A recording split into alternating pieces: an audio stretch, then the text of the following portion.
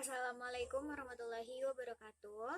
Nama saya Nurfitra Ilahi, NPM 2014151007 dari jurusan Kehutanan kelas A. Di sini saya akan mempresentasikan PPT dengan judul Evolusi Aktual Aktivitas Urban Tourisme di Kota Bandung dan dampaknya terhadap pembentukan tempat-tempat rekreasi. Penulisnya adalah Apriliani Diah Wardani. Kemudian nama jurnalnya adalah Jurnal Pembangunan Wilayah dan Kota. Bab 1 pendahuluan dan terdiri dari poin-poin. Yang pertama, Bandung lebih terkenal sebagai kota wisata belanja dan wisata kuliner. Kedua, penelitian ini memfokuskan pada hubungan antara wisata dan leisure karena keduanya memiliki keterkaitan yang erat satu dan lainnya.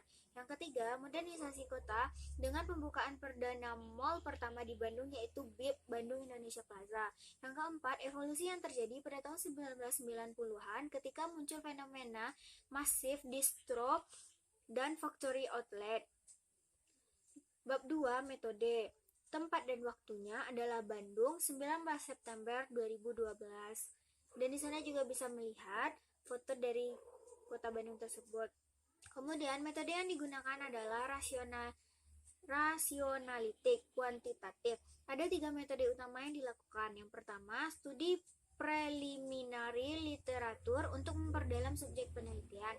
Yang kedua, studi dokumenter untuk menganalisis beberapa dokumen penting seperti dokumen pemerintah kota, informasi yang didapat dari internet, foto dan video atau film. Yang ketiga, studi lapangan atau wawancara untuk mendukung penelitian. Bab 3, hasil dan pembahasan. Yang pertama, konsep wisata pariwisata dalam pembangunan Kota Bandung. Poin-poinnya: 1. Urban tourisme merupakan salah satu fenomena sosial ekonomi yang terutama muncul dari era modern. Kedua, pariwisata adalah salah satu strategi pembangunan yang diterapkan sejak tahun 90-an. Ketiga, pariwisata merupakan alat atau elemen penting untuk menciptakan keseimbangan antara negara maju dan negara-negara berkembang. Keempat, urban tourisme didukung oleh pemasaran tempat atau marketing place yang merupakan pendorong utama dalam pengembangan ekonomi kota. Yang kedua adalah kelahiran aktivitas pariwisata di Bandung. Poin-poinnya: yang pertama, tahun 1920 merupakan perkembangan pertama Kota Bandung yang dipengaruhi kegiatan pariwisata. Yang kedua, Asosiasi Forward Bandung yang mengembangkan sektor pariwisata dengan menciptakan Kota Bandung sebagai miniatur kota di Eropa. Yang ketiga, Bandung juga memiliki julukan sebagai Kota Bunga karena pada waktu itu kota ini penuh dengan taman yang indah. Yang keempat, pada tahun 1933, Bandung memiliki banyak tempat menarik untuk rekreasi. Misalnya yang paling fenomenal saat itu adalah bioskop.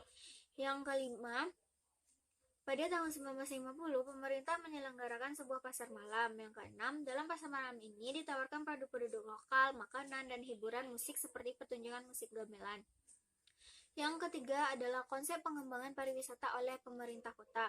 Poin-poinnya: yang pertama, Kota Bandung memiliki berbagai citra kota untuk mengekspresikan identitasnya. Yang kedua, kegiatan pariwisata sudah menjadi sektor utama sejak tahun 1920 dan saat ini menjadi semakin berkembang terutama dengan pembangunan jalan tol Cipularang. Yang ketiga, jumlah wisatawan yang mengunjungi Bandung meningkat selama 4 tahun terakhir. Ada 5 jenis aktivitas pariwisata utama yang dipromosikan. Yang pertama, wisata. Yang kedua, sejarah. Yang ketiga, belanja. Keempat, pendidikan. Yang kelima adalah kuliner. Kemudian peningkatan dari pengunjung dari tahun ke tahun. Yang pertama 4%, yaitu jumlah pengunjung meningkat pada tahun 2011. Kemudian jumlah peningkatan pengunjung domestik dari tahun 2008 sampai 2011 itu berkisar 50%, dan jumlah pengunjung yang datang dengan melewati jalan tol itu berkisar 17,5%.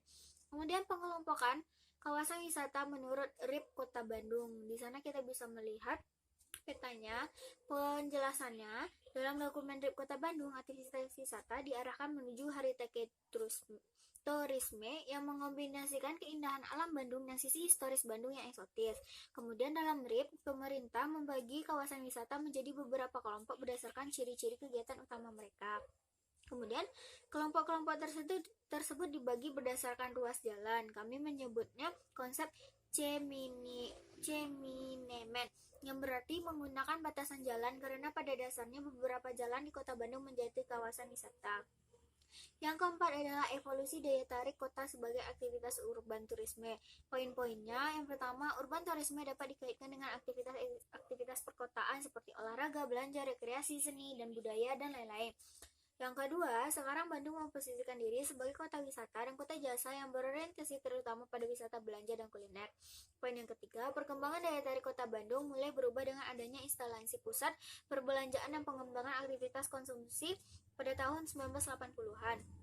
Poin yang keempat, wisata belanja dianggap oleh beberapa ahli dalam bidang perdagangan, marketing, dan pariwisata sebagai salah satu sektor pembangunan. Poin yang kelima, modernisasi yang terjadi di Bandung dimulai dengan pembangunan BIP atau Bandung Indah Plaza. Poin yang keenam, pengembangan pusat perbelanjaan memotivasi untuk mengembangkan inovasi baru para pengusaha. Inovasi tersebut adalah pengembangan distro dan factory outlet.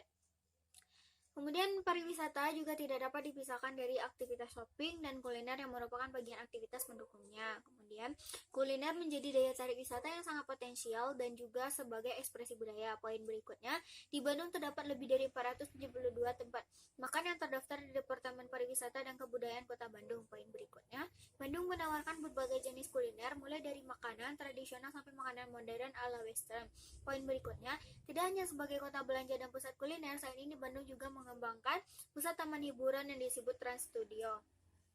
Yang kelima adalah tipologi pembentukan leisure palace. Yang A, tipologi tempat rekreasi berdasarkan preferensinya. Kalian bisa melihat petanya di PPT. Kemudian poin-poinnya, tipologi pertama berdasarkan pada preferensi masyarakat dan para pengunjung, di mana kecenderungannya beberapa preferensi masyarakat memiliki kesamaan dengan pengunjung dari luar kota. Poin berikutnya, beberapa kawasan tersebut misalnya PVJ Mall, BSM, Trans Studio, Ciwal, Ciamplas, Jalan Dago, dan Jalan Rio yang banyak mendapat FO dan distro. Poin berikutnya, hal itu menunjukkan bahwa fasilitas rekreasi yang berkembang di Bandung memang tidak hanya untuk warga Bandung sendiri, tapi lebih banyak digunakan untuk menarik pengunjung dari luar kota. Yang B, tipologi ruang-ruang rekreasi berdasarkan kelas sosial masyarakat. Kalian bisa melihat pada PPT pembagiannya. Dan tempat-tempat rekreasi juga memiliki segmen pasar tersendiri. Tidak semua kalangan masyarakat dapat menikmati fasilitas rekreasi yang ada di Bandung. Poin berikutnya, masyarakat kelas menengah ke atas dapat memilih dengan mudah tempat rekreasi yang mereka inginkan jika sesuai dan terjangkau. Poin berikutnya, sedangkan untuk masyarakat yang kurang mampu hanya memiliki tempat rekreasi terbatas yang biasanya adalah tempat rekreasi publik yang tidak harus membayar untuk menikmatinya. Bab 4, kesimpulan. Yang pertama, Bandung sebagai kota tua kolonial Belanda memiliki eksotisme Eropa yang sangat menarik untuk dikunjungi. Yang kedua, hal itu menjadi potensi wisata yang besar di samping sumber wisata alam dan budayanya. Poin ketiga, dengan perkembangan instalasi fasilitas-fasilitas modern di Bandung, semakin lama Bandung sendiri mulai menarik wisatawan. Poin yang keempat, munculnya factory outlet atau FO dan distro juga memicu perubahan daya tarik kota Bandung. Poin yang kelima, selain itu perkembangan aktivitas konsumsi atau shopping dan kuliner meningkat, tidak terkontrol dan cenderung sporadis. Poin berikutnya, pemerintah sebagai pemegang kendali tidak memiliki kekuatan untuk mengontrol tingkat investasi di kota ini. Akibatnya justru investor yang mengendalikan pengembangan kota Bandung. Poin berikutnya, pemerintah juga perlu memperhatikan kebutuhan masyarakat setempat, bukan hanya melihat keuntungan ekonomis untuk sebagian kelompok masyarakat yang berkepentingan.